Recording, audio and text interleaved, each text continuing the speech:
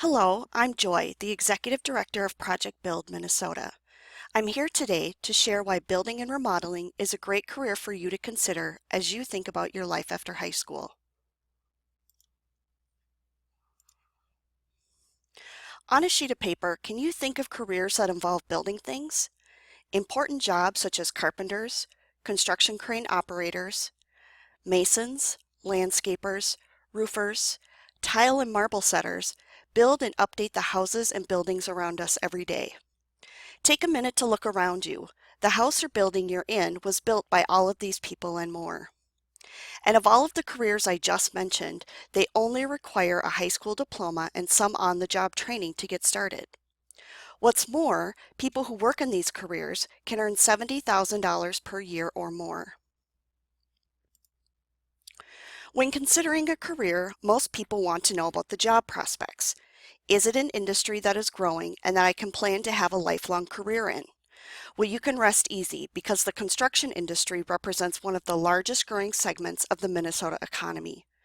In fact, according to the Minnesota Department of Employment and Economic Development, construction in Minnesota is expected to grow 8.9% by 2026. As much as we are growing, though, the greatest threat to our industry is the lack of qualified labor entering our job market. The Associated Builders and Contractors estimates that as many as 79% of companies cannot find qualified individuals to fill their skilled trades positions. Do you know someone who likes working with their hands, being outdoors, and seeing their handiwork come to life? If so, they should consider a career in construction. Let's look at some of the great careers available to you once you turn 18 and earn your high school diploma. If you like working with wood and take pride in seeing something made with your own hands, then carpentry may be the trade for you. Carpenters are needed in all areas of construction and are often employed throughout the entire construction process. Thus, it is one of the most secure jobs within the industry. Many carpenters like to build and fix their own homes, they may run their own business, or they work on a crew. Carpenters are one of the most versatile construction occupations, with workers usually doing many different tasks.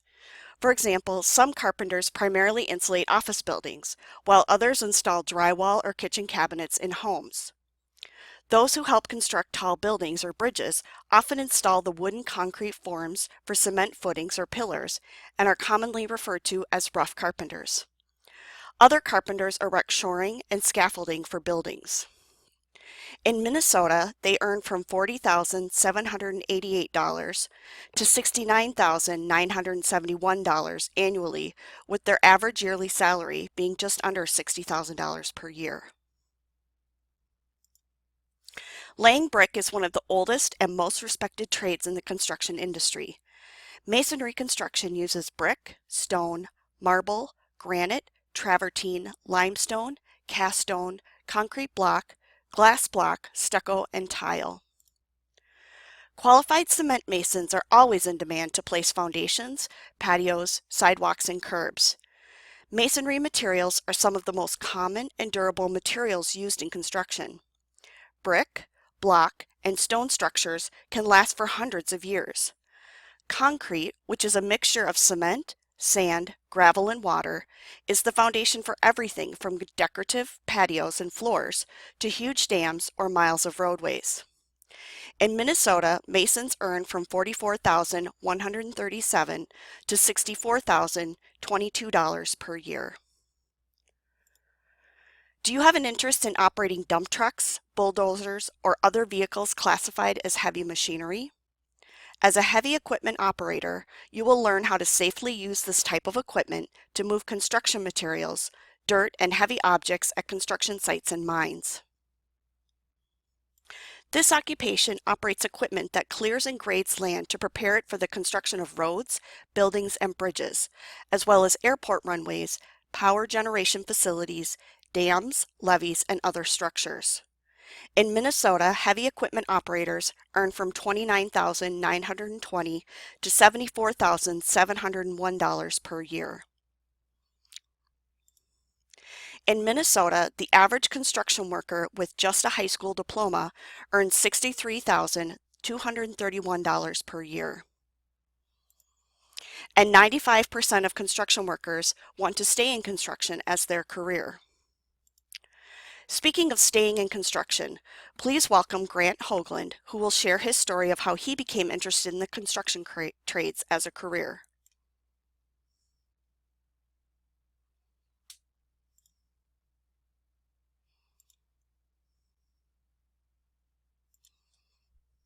I'm Grant Hoglund, and I'm a general contractor. Licensed since 2007. Worked in graphic design, art room prep.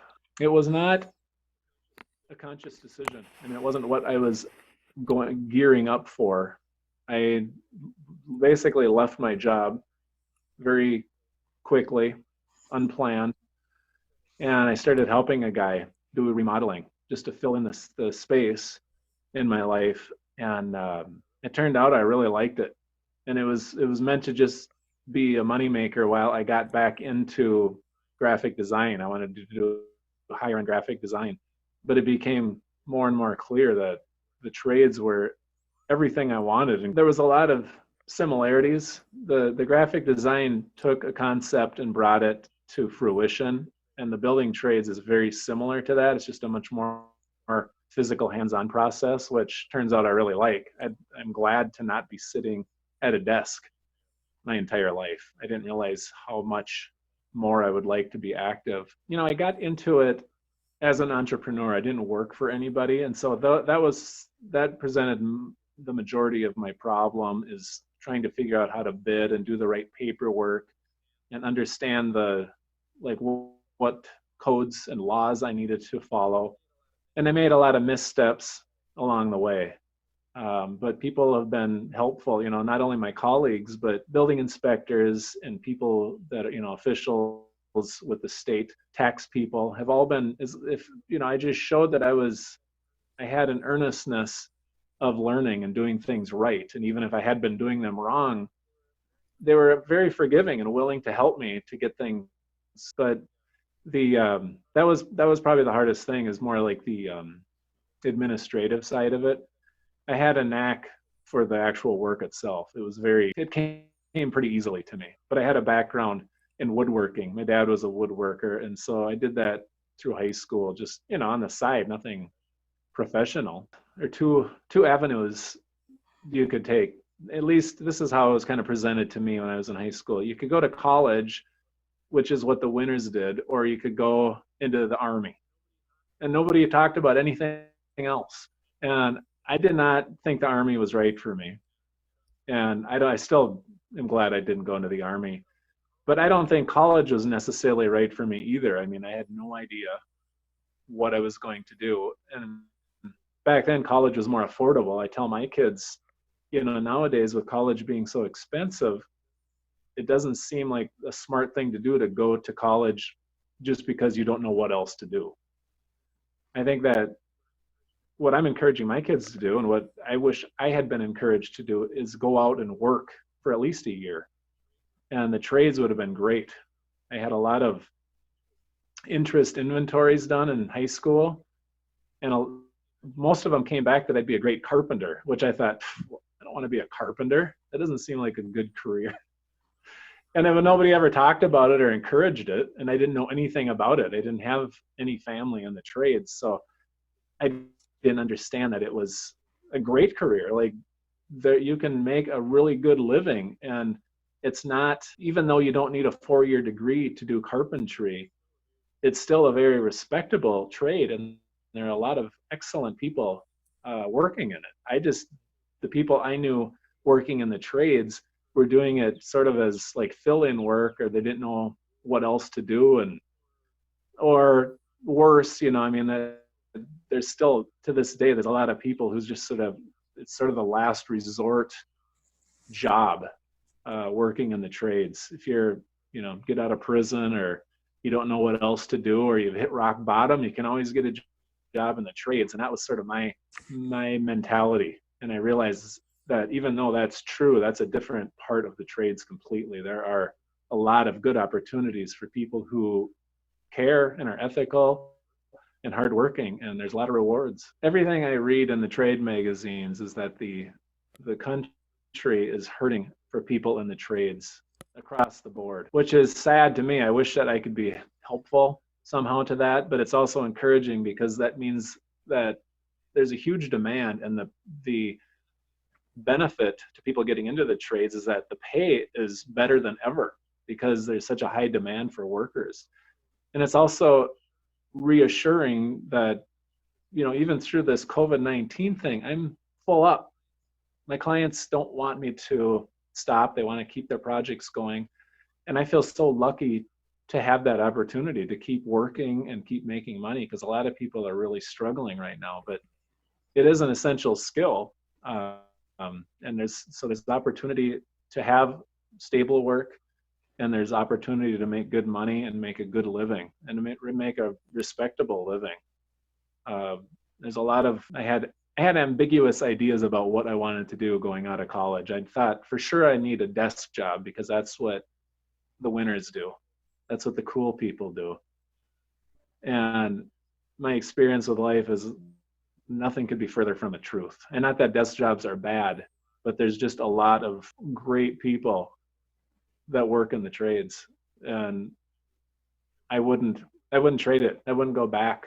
I knew that within 6 months of working in the trades that I was hooked, and I wouldn't go back to a desk job. 40 of which is hands-on, and 30 of which is just doing the paperwork and making sure that you keep track of everything and everything's flowing smoothly. But the fact that I can choose to be as busy as I want or not busy. Another big one is that I have many bosses, right? I do residential remodeling, and so the homeowner I'm working for is my boss for that time period. And so if I don't like a boss, and I've had my share of bosses when I was in printing, now if I have a homeowner that I don't particularly like, it's anywhere from a week to maybe 3 months, and we finish the job and we're out of there, and I don't ever have to work for him again. And I like that. There's a lot of freedom in that. I don't know, I guess, what can I say about that? It's very time consuming, and if you want a 40-hour-a-week job, it probably is not great, at least as a business owner. It can be hard on a body physically. I think that it's hard on a body to sit at a desk 40 hours a week too, maybe even worse. But it's important for me that I take good care of my body, because I can feel I'm pushing 50 now. And if I wasn't doing an exercise routine, I think I would be in bad shape. But on the other side, that's really good. I'm busy and active all day. I don't need to join a gym. Yeah, there's the other downside is if you're working for yourself, certainly there's no benefits. There's no health benefits or vacation. But to me, I work that into my costs, and I take my vacations, and I can pay for my health insurance. So again, that it's more freedom, but it's more responsibility. And I like that idea. Being able to respond to my own problems is better than hoping somebody else fixes my problem. If I had to do it over, I would get into like a summer job building a house.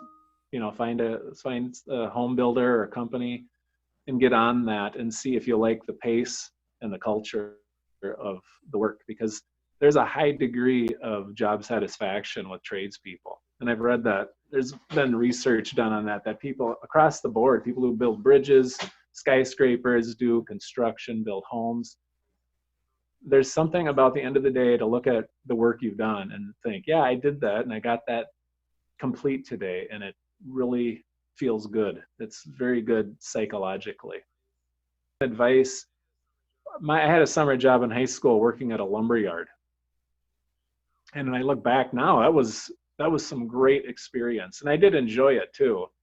But I think that it was unskilled. It was delivering lumber, and I did learn a lot about lumber and different grades of lumber and what you use for which type of construction.